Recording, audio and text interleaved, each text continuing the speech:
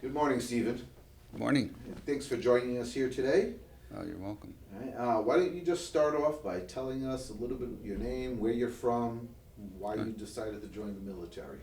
Well, Steven Soso. I grew up in San Francisco, Oh, okay. and I won't say a military family, but my father was a lieutenant colonel in the battlefield commission in World War II, on Wow. day 3 on the beach, and fought all the way to the Battle of the Bulge, No kidding. and many uncles. And as a kid, I can remember many uncles and relatives were also in the war. But as a kid, one of the things, and I was thinking about the interview, is they went as a group, many of them, or they were in a group, and they lived relatively closely when they got out. And they all met afterwards, and it was just fun.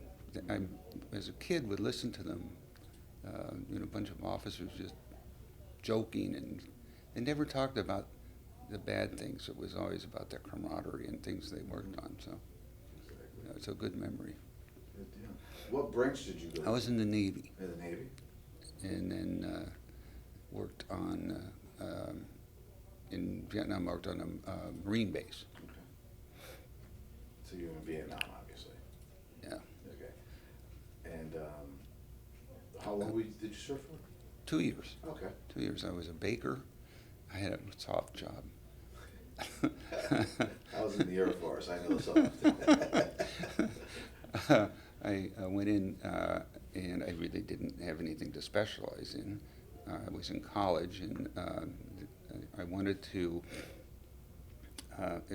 extend the period when I had the report to for 6 months to finish. And the Navy said, nope, if we give you 6 more months, you have to sign up for another year of active duty. And I thought about that, and I said, well, geez, I want 6 months, and they want a year. It's not a good deal. The math wasn't mathing. So I told them, I'm ready to go. There you And it took them a couple weeks to find some place to put me. go. So how old were you when you left, when you separated? 17, I was 17 when I joined. Oh, wow. When I was and went. So I got out. Well, I got off active duty 3 months early, because when I got back to Vietnam, they said, well, if you get a letter from the registrar, we'll let you out 3 months early. So I went back to Appears to read the letter. I went back to the college, and when I took a couple days leave, I flew up to San Francisco. I was down in San Diego, so they got the letter. He goes, "Oh, that looks good." Done. Out. So, and I got out in. Actually, I didn't look at the date, but I left Vietnam in '67, November '67. And while you were there, did you wind up accruing some of your own fun stories and It was. chaps that you hung out with? Oh yeah. It was. Well, the ship was fun. I had a soft job. I was the night baker Ah, on the ship, okay. and so as long as they had the baked goods that the first class in charge of this thing was, as long as they were there, he was happy. Yeah. Feed them. And there was only 3 of us that stayed up all night on the ship, and so it was quiet. I did the mid-rats, the midnight shift when they changed shifts. I had that all cooked and done, so it was easy. Shore leave. When we got into port, they bought everything. Yeah. So the 3 of us would travel, the 3 that were up all night. There you go. It's Do you fun. still talk with any of them? No, because I left the ship and then went shipped off to Vietnam afterwards. Oh, there you And go. I think one of the things, my biggest complaint is that in Vietnam, everyone came and went at a different time. We were not in a unit. Like when you're in an Army unit or a Navy or a Marine Corps unit, you probably train together and go over together. We didn't do any of that in the Navy. Mm-hmm. We'd show up, people showed up randomly, and the rest of them, when their time was up, they left randomly in a sense like that. So I think that was one of the big faults of the Navy. Mm-hmm. It wasn't a cohesive group. Interesting, that perspective. Yeah, And when you left the military, yeah. you were still young.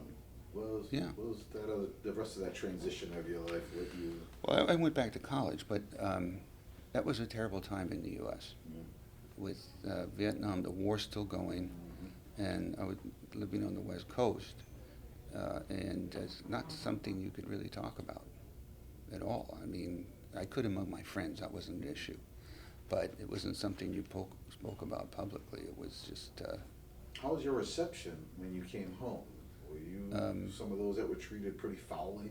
Yeah, if I spoke up about it, not among family or friends, but it was a hostile environment, not appreciated. But on the other hand, I had close friends that I had before I left, and I went back to college and got to work, so it wasn't, I'm sure it wasn't as bad for me as others, but yeah, it was grim.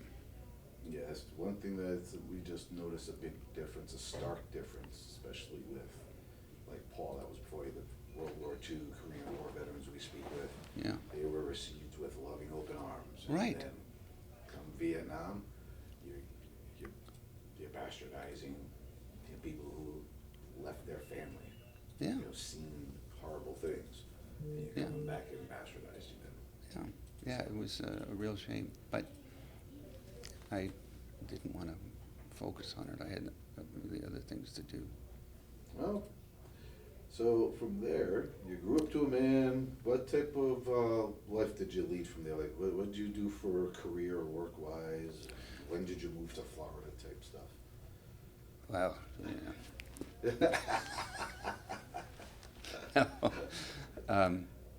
I went back to college and worked in, got I'll call it a cooking degree, but it's really a chef, restaurant management degree, and worked in restaurants and hotels. First was Hawaii. Okay. Got a job on Kauai out of college, and lived there for two and a half years. But Kauai is a very small island. Mm-hmm. And in those days, it was, 70 was still a very small island. No signals. No, there was one blinking yellow light, and that's when you crossed the Cane Road on the way out to Kaloa. I mean, but it was fun. It was an absolutely wonderful place. Came back, went to California State University, and got I'll call it a computer science degree, and went to work for high-tech companies down in the valley. And then from small companies, I went to work for Computer Associates, big mainframe company, working on PCs. Okay. They were trying to expand their business, and figuring that PCs were the little personal computers the way to go. Plus, they could put those on desktops instead of dumb terminal, and tie them into the mainframe. So I worked with them for 4 years or something, and then went to Bank of America, no, that was probably 5. Then went to Bank of America, and worked on PC. No, let's see, Schwab was next. Okay, Schwab, the big names. Yeah, and worked on speech recognition. Okay. Did their first PC to tie into the mainframe to do trading. And then Schwab's a great company. Chuck was great. Oh, Charles. Your buddy. And it was nice offices in downtown San Francisco. Then I went to Bank of America and worked on the speech recognition, which I had done at Schwab also, to so that first foreign language. But what we wanted to do was have customers be able to say the company name instead of figuring out symbols and how to put symbols in. So they could say the company name and trade it. So we did all the work in the background. All they had to do is say, buy 100 shares of Charles Schwab. And then we repeat it back. Amazing. And see technology then to where we are now. and then we did Chinese, Mandarin, Cantonese, and one other one I've forgotten, which was great fun. Because Chinese were, they were very active traders. And Chinatown in San Francisco. Yeah, right. It's huge up there, as a matter of fact. And when did you move to Florida? Oh, well, my wife and I retired, and her grandmother had lived down here. Okay. And so she really liked it, and we were retired. Our kids were in college and just starting to get jobs, and so sold the house in the Bay Area and moved here. There you go. How many kids do you have now? Oh, two sons. 2 sons. Grandkids? Our fourth is just coming in October. We have. I haven't gotten to the grandkid part yet. Almost. He's 28, almost. We have 2 boys and 2 wonderful daughter-in-laws and 4 grandsons, or 3 and 1 ready to in October. Yeah. Oh, it's wonderful. Was there anyone that was influential in your life while you were in the military, or even just someone that sticks into your brain that you... No, the thing is, we had a good group, and we all worked hard. We worked 12 hours a day, every day, and it was just a good group of guys. We all came from all different places in the U.S. and all different backgrounds, and we worked, and sometimes there wasn't much to do, but we had a great group, and that's one of the things that would be it would be nice, and something that is unfortunately the way things were organized. That would be nice. I'm sure most of them are doing well. Yeah. Just reconnect with them. Yeah. But as far as the family military influence, it was definitely my father, my uncles, his friends, just to see them get together in summer. So if there was a younger gentleman, like 18, 19-year-old, your age when you went in, whether it be from the military or just your normal life experience, what piece of advice would you give that kid?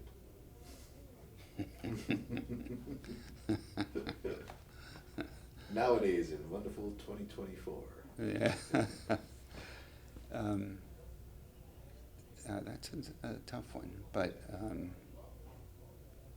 it would be, well, don't count on your parents. You make your own way. And there's no one that owns you anything, or owes you anything. You get out there, and what do you want to do with your life? And no one's coming to save you. No, you got to do it yourself. And I'm happy to say I had a little brother from Big Brother's Big Sister. Oh, nice. And he's in the Army. Oh, see that? And so that was a joy to see what trouble he didn't get into. Does he still connect with you? Well, he has, but I don't use Facebook. Well, there you go. The generational difference kind of, everything used to be a mail or something, now. But you did at least get to see. Oh, I saw him, for years as he was growing up, and so, yeah, I'm sure he's doing well. Yeah, I volunteered with them for a few years before. Yeah. So it's a tremendous feeling. Yeah, it is. And spend some quality mentorship time with someone, and then you see them grow to be a solid young man. Yeah, he was just a great kid. That's outstanding. Well, is there any last piece of information you would like to leave behind? People are gonna be looking at this another 20, 30 years from now. Is there one piece of information you would like to leave behind? That there's a lot to be gained, and I'll say by joining the military, and certainly ups and downs, but to gain a